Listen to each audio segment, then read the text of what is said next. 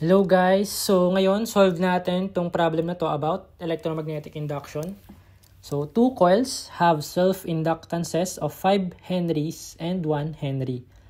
The mutual inductance being 0. If the two coils are in series, what is the total inductance will be?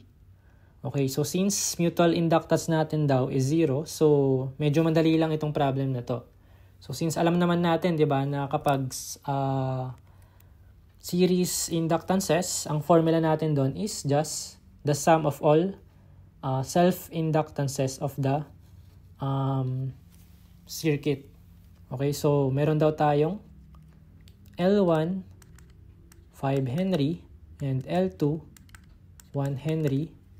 So, para makuha natin yung total inductance, so LT, and series ito, no? So, at series inductances, so magiging formula natin is just L1 plus L2. So, yung sum lang nung inductance natin. So, we have L1, 5, L2, 1. So, magiging total inductance natin is just 6 henries. Okay, so ang sagot dito is letter D, 6 henries.